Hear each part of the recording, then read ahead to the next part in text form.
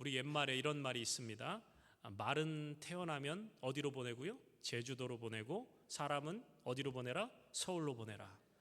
아마도 제주도가 말이 살기 좋은 환경 때문에 그럴 것이고, 서울은 우리나라의 모든 것이 집중된 곳이기 때문일 것입니다. 정치, 경제, 문화 등은 말할 것도 없고, 사람들이 할 수 있는 모든 것이 다 서울에 집중되어 있다고도 할 수 있습니다. 돈도 서울에 제일 많을 것이고요, 그리고 일자리도 서울에 제일 많습니다. 먹고 마시고 놀 것도 제일 많은 곳이 아마도 서울일 것입니다.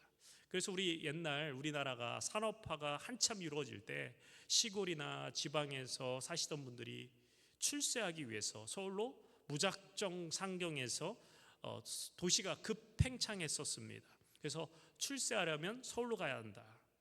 정권을 잡기 위해서도 서울로 가야 합니다.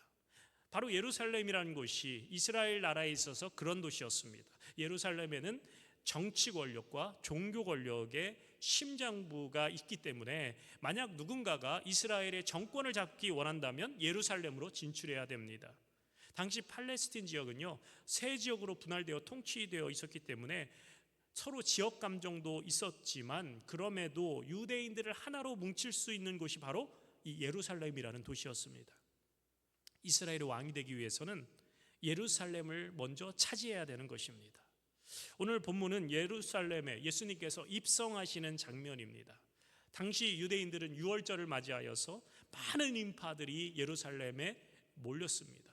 예수님은요, 갈릴리 사역을 다 마치시고 사마리아를 거쳐 예루살렘에 들어가셔서 사역하시다가 체포당하시고 십자가 처형을 당하게 됩니다.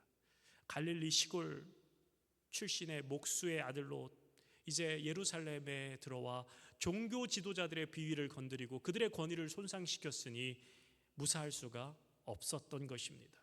그러니까 예수님은 예루살렘에 들어가시면 죽게 될 것이다 라는 것을 잘 알고 계셨습니다. 그러나 예수님을 따르던 제자들은, 아니면 예수님을 지지하던 그 수많은 무리들은 드디어 예수께서 지방에서 지지 세력을 바탕으로 예루살렘을 장악하러 올라가신다라는 기대가 잔뜩 있었습니다. 그들이 이번 유월절에 뭔가 대단한 사건이 벌어질지도 모른다라는 엄청난 기대감을 가지고 있었던 것입니다. 그래서 그들의 가슴 가운데서는 오랜 꿈이 있었습니다. 다윗 왕국의 영광, 솔로몬의 그 찬란했던 번영, 그 시절로 다시 돌아가고 싶었던 그 열망이 있었던 것입니다. Make America Great Again이 아닌 Make Israel Great Again, 이것을 꿈꾸며 로마 억압의 아래에서 신음하던 우리를 정치적으로 구원해 줄 메시아가 예수님일 것이다 라고 생각했습니다. 그러나 예수님께서 예루살렘으로 향하시는 이유, 예수님은 달랐죠. 권력을 잡기 위해서가 아니었습니다. 유월절 어린 양이 되시기 위함이었습니다. 모든 인류의 죄를 짊어지시고 그 십자가에서 죽으심으로 진정한 메시아의 사명을 완성하기 위해 그 길을 걸어가신 것입니다. 오늘 본문에 보시면 28절 말씀 한번 보실까요? 28절, 예수께서 이 말씀을 하시고 예루살렘을 향하여 앞서서 가시더라. 자, 예수님과 제자들은요, 지금 예루살렘에 거의 다 가까이 왔습니다. 그런데 28절에 뭐라고 말씀하시느냐? 예루살렘을 향하여 앞서서 가시더라. 예수님께서는 지금 예루살렘을 향하여 뚜벅뚜벅 앞서서 가시는 거예요. 예수님이 예루살렘에 잠깐 방문하러 가시는 것이 아닙니다.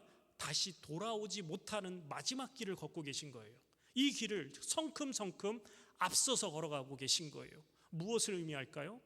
예수님께서 예루살렘에서 닥칠 그 죽음을 회피하지 않으시고 당당하게 나아가고 계심을 표현하고 있습니다. 마가복음에서도 보면 마가복음 10장 32절에 예루살렘으로 올라가는 길에서 예수께서 그들 앞에 서서 가시는데 그들이 놀라고 따르는 자들은 두려워하더라. 자, 누가복음도요, 마가복음도요, 의도적으로 예수님께서 예루살렘에 올라가시는 그 길에 앞장서 가고 계시다라는 것을 강조하고 있어요.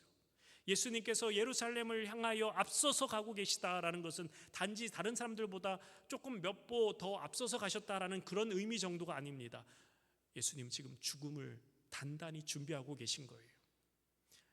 여러분, 어느 누가 고난의 길, 죽음의 길을 한시라도 빨리 가고 싶은 사람이 어디 있겠습니까? 여기 계신 우리 어르신들 하루라도 더 빨리 돌아가고 싶은 분들 없으시잖아요.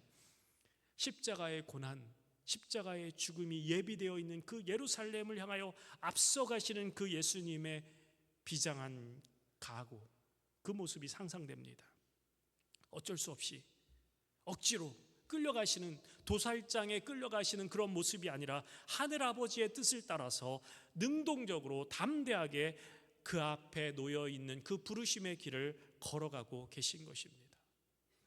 우리도 우리 모두의 죄를 대신해서 십자가에 죽으실 것을 우리가 함께, 예수님께서 우리의 모든 죄를 대신 지시고 십자가에 죽으실 것을 생각하시며 결연하게 예루살렘을 향하여 그 발걸음을 예수님께서 내딛고 계신 거예요. 예수님께서 그 죽음을 향하여 앞서 걸어가셨듯이 여러분, 우리 모두도 각자 걸어가야 할 십자가의 길이 있습니다. 주님을 따라가는 길 결코 쉽지 않습니다. 때로는 힘이 겹고 때로는 숨이 찹니다. 주님의 제자로 살아간다는 것 결코 만만치 않은 일입니다. 그러나 우리가 두려워하지 않을 수 있는 것은 이미 그 길을 앞서서 걸어가신 예수님이 계시기 때문인 줄로 믿습니다.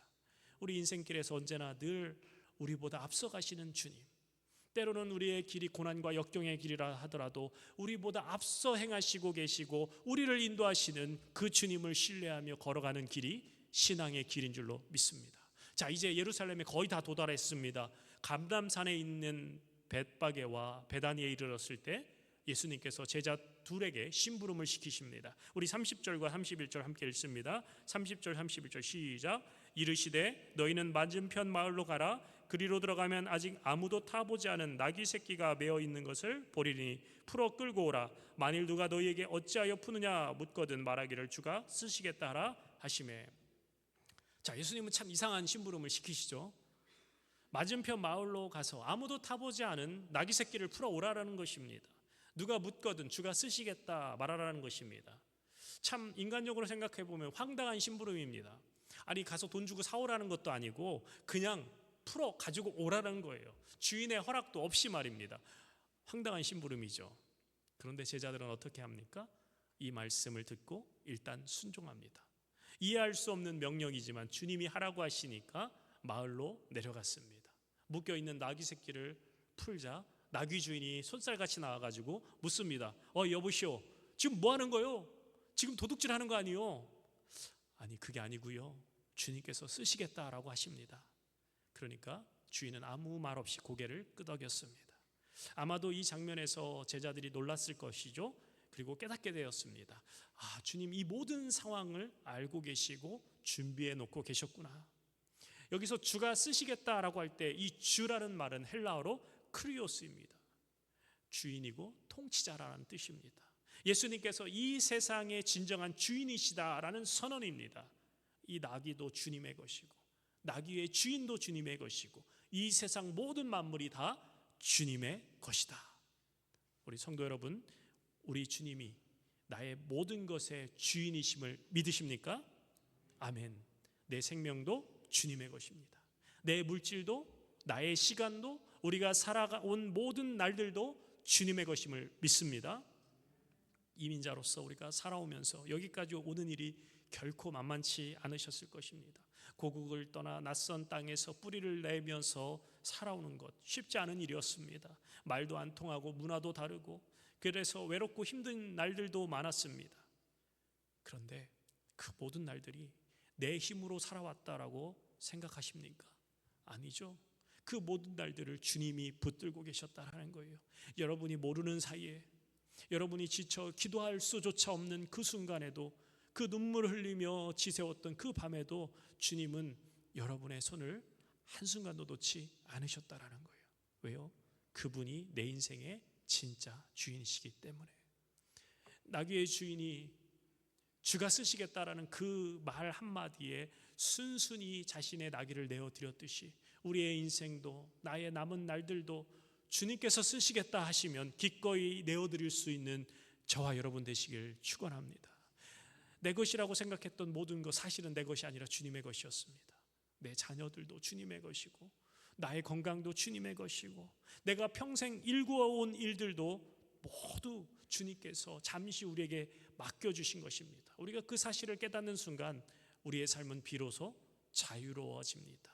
더 이상 내 것을 지키기 위해서 안간힘을 쓰는 그런 두려움이 아니라 주님께 맡기는 평안함으로 살아갈 수 있게 되는 것입니다. 아마도 이 나귀의 주인은요, 하나님을 경외하는 사람이었던 것 같습니다. 예수님의 제자들이 묶여있는 나귀 새끼를 풀고 있을 때 하나님께서 그 나귀 주인의 마음을 터치하셨습니다. 그러니까 순순히 제자들에게 자신의 소중한 재산인 그 나귀 새끼를 넘기게 되는 것입니다. 여러분, 하나님은요, 순종하는 자들을 통해서 역사하시는 줄로 믿습니다. 순수하게 자신의 것을 즐겨 내어드릴 줄 아는 자들을 하나님 기뻐 받으신다라는 거예요. 근데 여기서 우리가 질문이 생기죠. 왜 하필 나귀입니까? 그것도 큰 나귀도 아니고 새끼 나귀. 염소라면 우리도 드릴 수 있는데 염소도 아니고 왜 나귀입니까? 옛날부터요, 왕이 행차할 때 힘과 권위의 상징은 뭐였죠? 말이었습니다. 말을 타고 위풍당당한 모습으로 백성들 앞에 짠 하고 나타나는 것이 바로 왕의 입성이었습니다. 그런데 예수님은요, 어린 나귀 새끼를 타고 계신다라는 거예요. 자, 이 장면을 한번 상상해 볼까요? 수많은 인파가 막 몰려들었어요. 그 예루살렘 성문 앞에서 그 웅장한 도시를 향하여 작고 보잘것없는 그 못생긴 나귀 새끼 위에 앉으신 예수님 천천히 걸어오고 있는 거예요. 나귀는요, 예수님을 건장한 청년을 세웠으니까 얼마나 힘들었겠어요. 뒤뚱뒤뚱거리면서 헤 하면서, 이거 아주 코믹스러운 장면입니다. 마치 차기 대통령이 될 사람이 그 많은 사람들이 광장에 모여있고 지켜보는 그 광장이 있는데 사람들이 막 손을 흔들면서 막 당신이 대통령입니다 이렇게 환호를 합니다. 그 환호 가운데 막 퍼레이드를 하면 힘과 위엄의 상징인 검은색 SUV 방탄차들이 막 질비하게 늘어서 있고 아주 럭셔리한 리무진 승용차를 타고 가는 것이 당연한 모습입니다. 그런데 그 차기 대권을 받게 될 그 이제 차기 대통령이 그런 리무진이나 방탄 SUV를 타지 않고 저희 집에 현이가 타는 세발 자전거를 낑낑대면서 탄다고 한번 생각해 보세요. 이건 너무나 코믹스러운 장면입니다. 지금 상황이 딱 예수님의 모습이 딱 그런 상황인 거예요. 세상의 눈으로 보면 초라하기 그지없는 모습입니다. 그러나 그 모습 속에서는 말로 다 할 수 없는 깊은 뜻이 있습니다. 이것은 어떤 말이 없기 때문에 단순히 어쩔 수 없이 실수가 아니라 하나님의 의도였다라는 거예요. 예수님께서 의도적으로 선택하신 모습, 힘으로 세상을 정복하러 오신 것이 아니라 섬기기 위해서, 희생하기 위해서, 이 땅에 죽기 위해서 오셨다라는 거예요. 그것이 바로 나귀 새끼 위에 앉으신 모습으로 온 세상에 선포하고 계십니다. 구약 성경에 예언한 예언이 이루어지기 위함이었습니다. 스가랴서 9장 9절에서 10절 보면 이런 말씀이 있죠. 시온에 따라 크게 기뻐할지어다. 예루살렘에 따라 즐거이 부를지어다.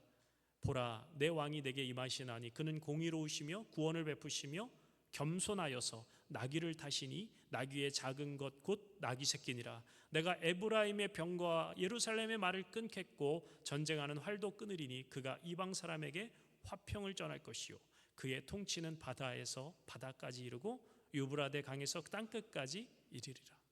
예수님 오시기 수백 년 전에 이미 예언된 말씀이 지금 성취되고 있습니다. 하나님께서 아주 오래전부터 바로 이 날을 준비하고 계셨습니다. 예수님께서 나귀 새끼를 타고 오신 것은 세상의 방법이 아닌 하나님의 방법으로 오셨다라는 것을 온 세상에 선포하고 계신 것입니다.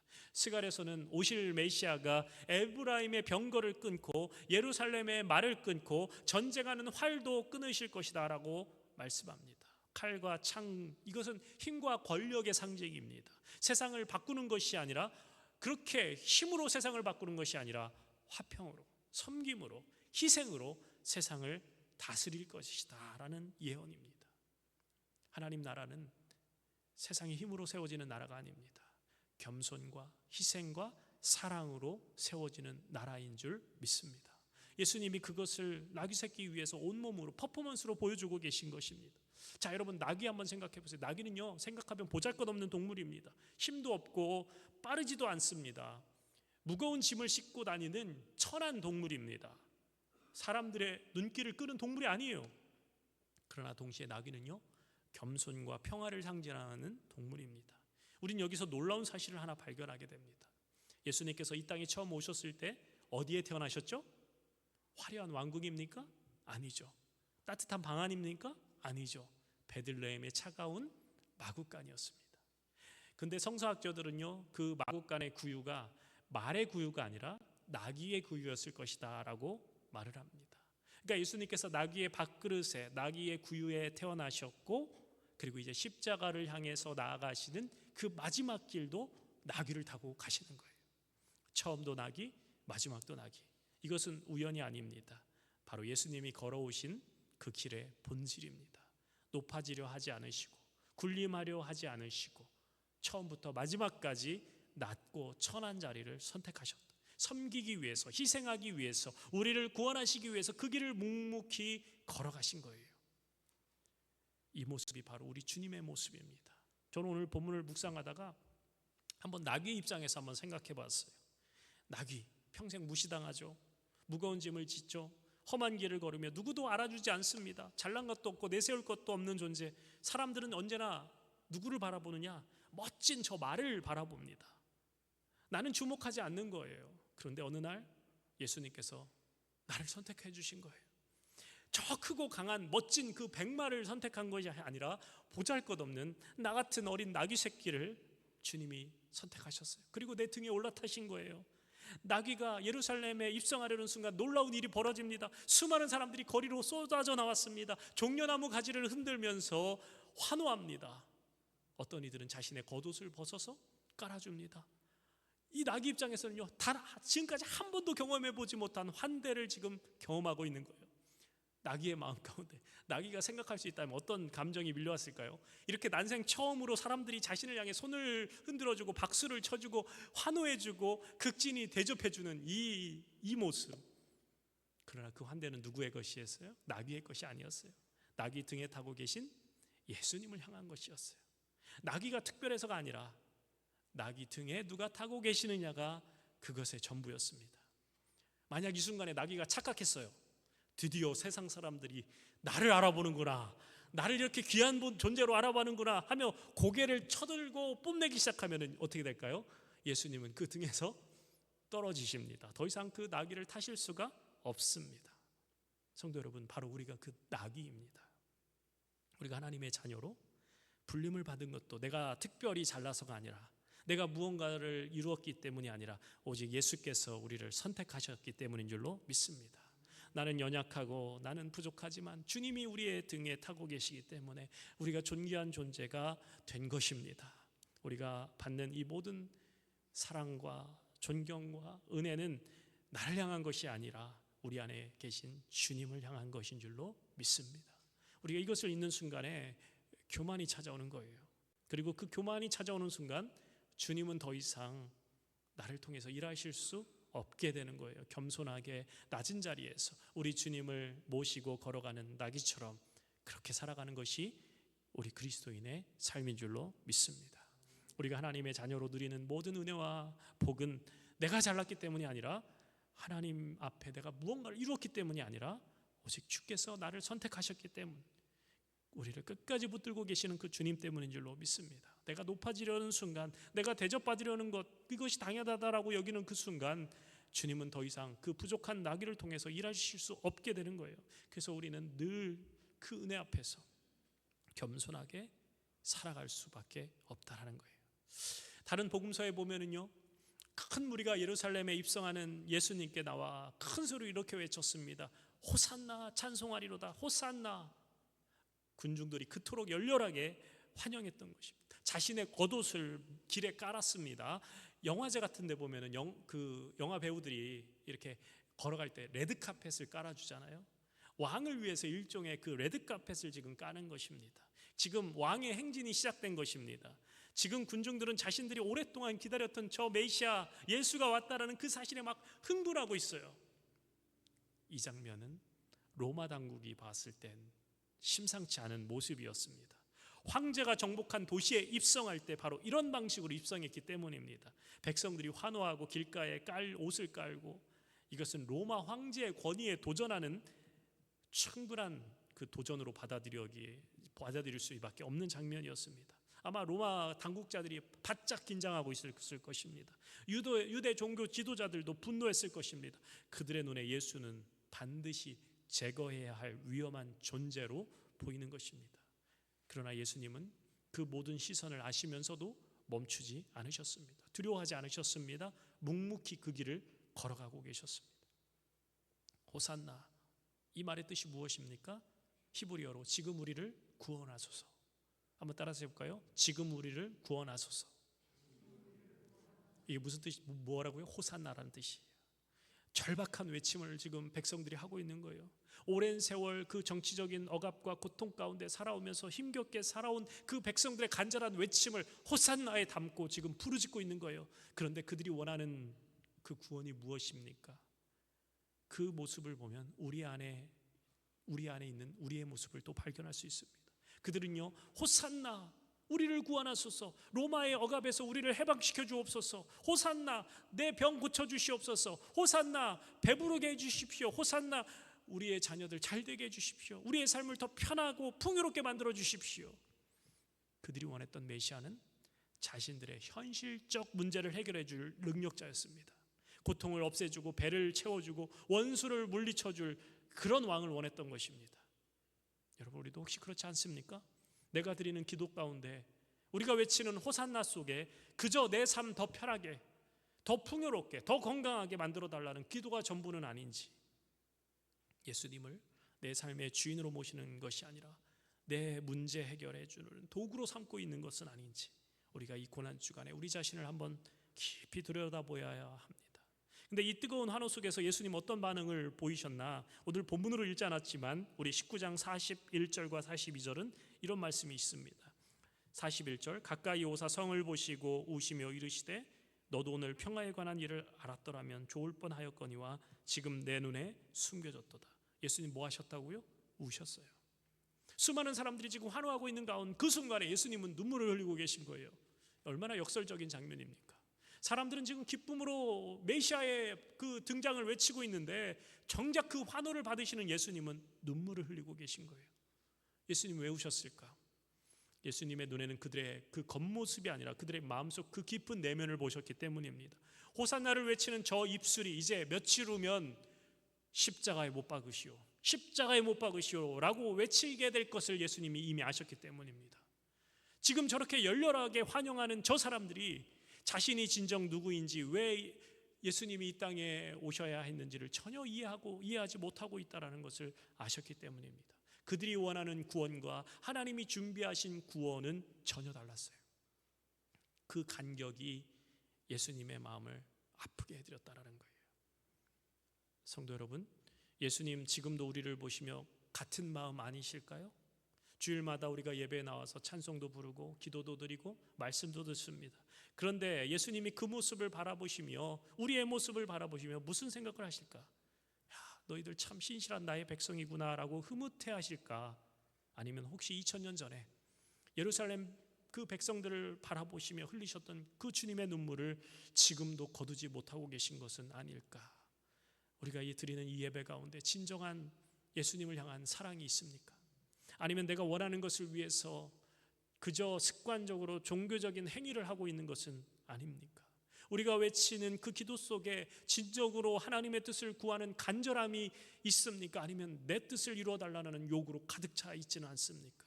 우리가 고백하는 그 믿음 속에 진정으로 예수님을 내 삶의 주인으로 모시는 헌신이 있습니까? 아니면 내 삶의 주인은 나고 예수님은 내가 필요할 때만 찾는 존재로 전락해 버리지는 않았습니까?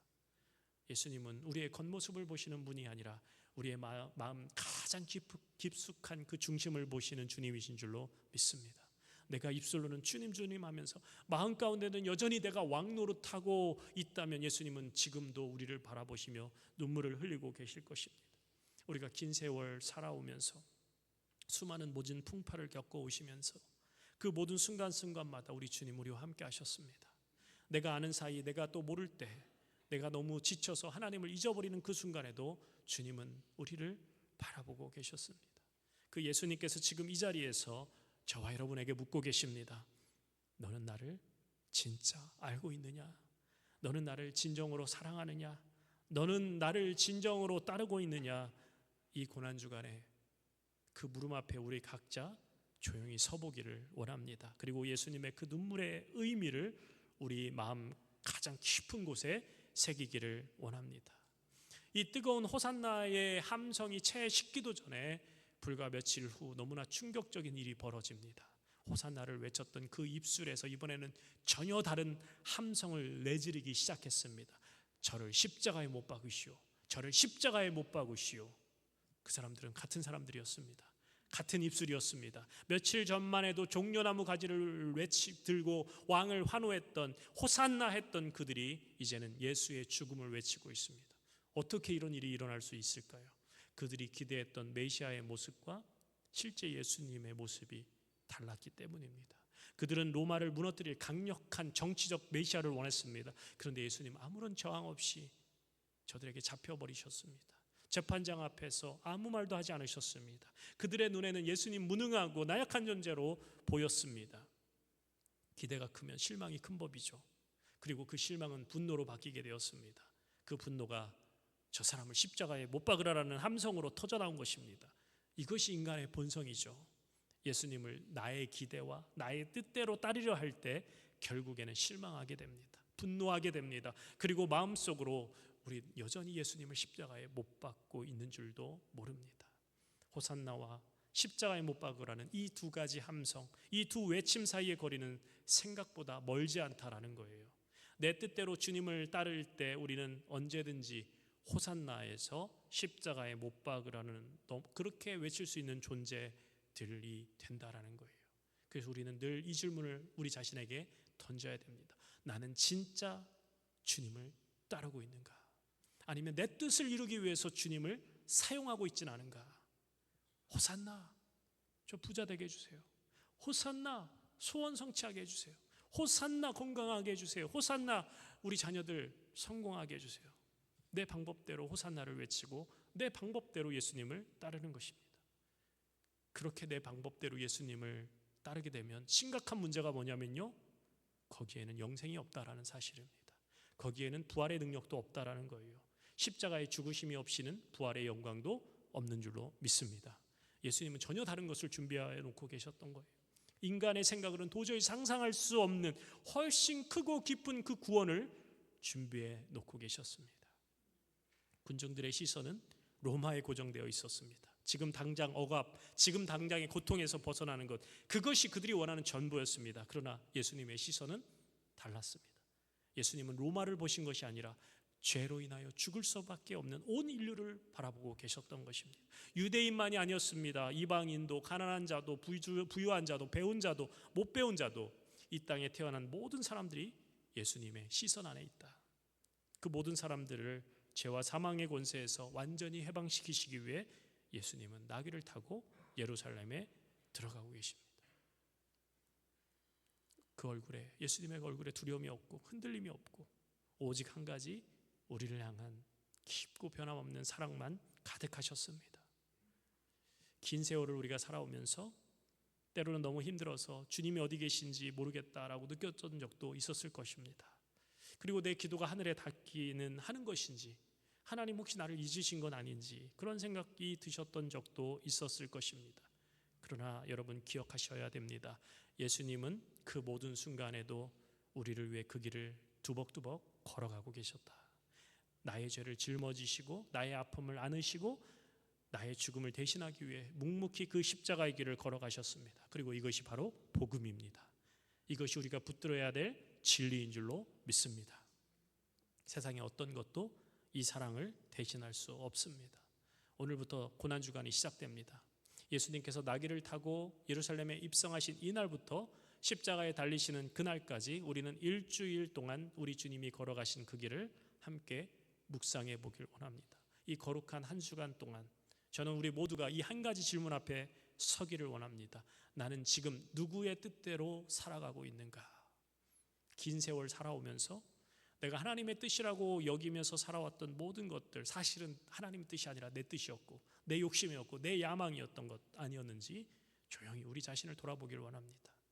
예수님을 진정으로 내 인생의 주인으로 모신 것이 아니라 내 삶은 내가 주인이면서 내 힘으로 이룰 수 없으니까 예수님을 내 편으로 끌어당겨서 그분에게 뭔가를 얻기 위한 것은 아닌지, 우리는 때로는 이렇게 기도합니다. 주님, 제 자녀들 축복해 주세요. 주님, 저 건강 지켜주세요. 물론 이런 기도 잘못된 거 아닙니다. 하나님은 우리의 현실적인 필요를 아시고 채워주시는 분이십니다. 그런데 그것이 내 기도의 전부가 되었을 때 예수님은 나의 왕이 아니라 나의 종이 되는 것입니다. 내가 원하는 것을 드려주시는 존재로 전락해버리는 것입니다. 예수님, 나귀를 타고 오셨습니다. 화려한 백마가 아니라 보잘것없는 어린 나귀를 타고 오셨습니다. 세상의 방법이 아니라 하나님의 방법으로. 세상은 말하죠. 힘이 있어야 된다, 돈이 있어야 된다, 권력이 있어야 된다. 그러나 하나님의 방법은 겸손이고 섬김이고 희생이었습니다. 우리가 이 세상을 살아가면서 때로는 하나님의 방법이 너무 느리고, 하나님 왜 이렇게 기도하는데 우리 교회 사람들 많이 안 보내주세요, 이렇게 시간이 걸리고 너무 약해서 미련해 보이는 것 같을 때가 있습니다. 하나님, 이렇게 돌아가야 됩니까? 왜 이렇게 힘든 길을 걸어가야 됩니까? 하는 마음이 들 때도 있습니다. 그러나 우리 함께 기억했으면 좋겠습니다. 나귀를 타고 오신 예수님이 결국 온 세상을 구원하셨다. 십자가의 죽음이 결국 부활의 영광이 되었다. 하나님의 방법은 느려 보여도 반드시 이루어지는 줄로 믿습니다. 약해 보여도 결국 승리하는 줄로 믿습니다. 이 고난주간 한 주간 동안 나귀를 타고 예루살렘에 들어가시는 그 예수님의 모습을 우리가 마음 깊이 품기를 원합니다. 그리고 그 예수님을 내 삶의 진정한 왕으로 모셔드리기를 원합니다. 그 길의 끝에 갈보리 언덕이 있습니다. 나귀를 타고 예루살렘에 입성하신 예수님, 결국은 그 갈보리 언덕 위에 올라가셔서 우리를 위해서 두 팔을 벌리셨습니다. 아니, 온 세상을 향해서, 나를 향해서, 여러분들을 향해서 두 팔을 활짝 벌리시고 십자가에 죽으셨습니다. 우리가 그 십자가에 설 때 우리는 비로소 깨닫게 되죠. 내가 얼마나 깊은 사랑을 받은 존재인지, 내가 얼마나 놀라운 사랑을 받은 존재인지, 지금 우리 함께 그 갈보리 언덕을 바라보며 그 사랑을 마음 깊이 되새기며 우리 다시 한번 150장 찬송 부르겠습니다.